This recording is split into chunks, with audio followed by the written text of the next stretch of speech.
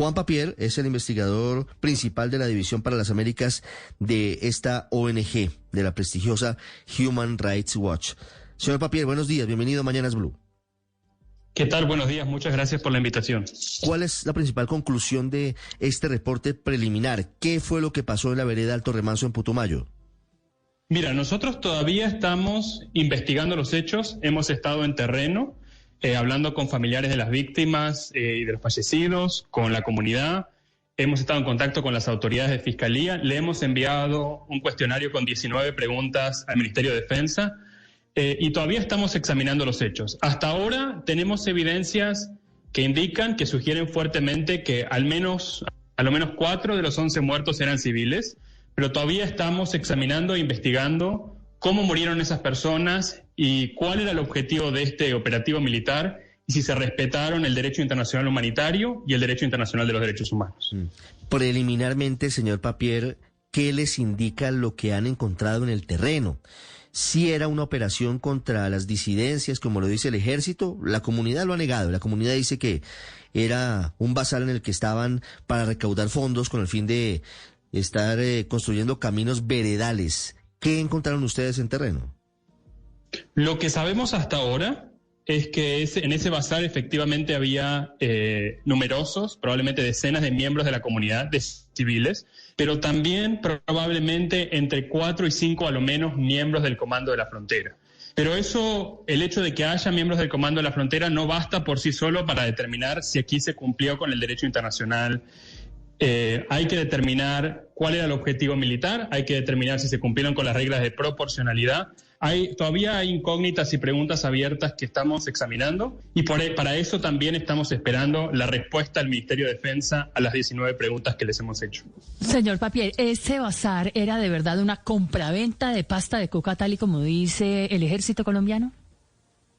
Mira, en esos bazares ocurren muchas cosas. En esos bazares hay fiestas de la comunidad, hay participación de la comunidad y también en algunas ocasiones los miembros de los grupos armados se aprovechan, se infiltran dentro de la comunidad para hacer compraventa de coca o para hacer otro tipo de actividades ilegales. Eso ocurre en el Putumayo, lamentablemente, es parte de la falta de presencia estatal que hay y del control social y territorial que ejercen los grupos armados en esa zona del país. Señor Papier, yo le insistía al general Correa, que acaba de hablar con nosotros, frente a la definición de lo que significa uso proporcional de la fuerza y blanco legítimo, y cuáles son los pasos en los que se justifica que una persona sea abatida en combates.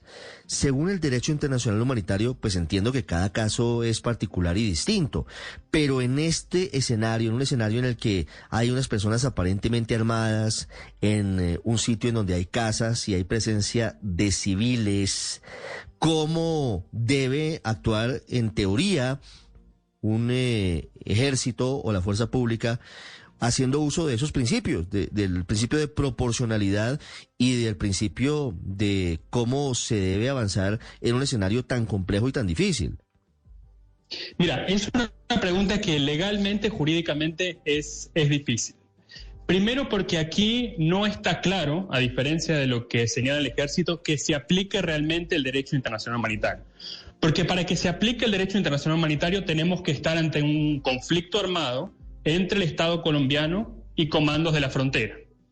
Y por lo pronto el ejército y las autoridades colombianas no hablan de conflicto armado.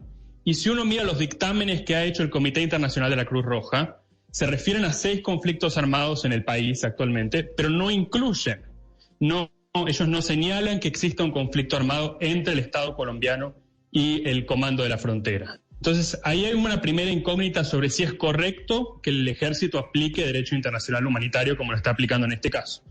Si no se aplica el derecho internacional humanitario, se deben respetar siempre las garantías de derechos humanos. Y eso exige que la fuerza letal, como se utilizó en este caso, solamente se aplique cuando hay un riesgo inminente a la integridad física o a la vida de una persona y el uso de la fuerza letal sea la única forma posible de proteger a esa persona.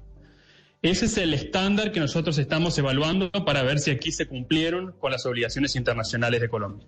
Es decir, una acción de francotiradores detectando unas personas que según inteligencia eran integrantes de un grupo ilegal, que seguramente tenían vínculos con el narcotráfico, que seguramente tenían vínculos con las disidencias. ¿Es permitido, es avalado simplemente en el primer momento, que era la pregunta que le hacíamos al general Correa? Quiere decir, Mira, lo que procedería es primero buscar la captura de estas personas y no buscar que con un tiro de gracia sean abatidas, o cómo operan, digamos que en ese caso, la secuencialidad y el paso a paso. Mira, si estamos en un conflicto armado como cree el ejército contra Comando de la Frontera, puede operar el tiro de un francotirador directamente contra un miembro de un grupo armado organizado. Ahora, según el Comité Internacional de la Cruz Roja, aquí, contra comandos de la frontera, no estamos en un conflicto armado. Y en ese caso, el uso de ese francotirador solamente es permitido si es la única forma de proteger la vida de una persona, que no parece ser el caso en este supuesto en particular de lo que ocurrió en el remanso. Las 7 de la mañana, 11 minutos. Es Juan Papier, investigador jefe de Human Rights Watch para las Américas. Señor Papier, muchas gracias. Muchas gracias a ustedes.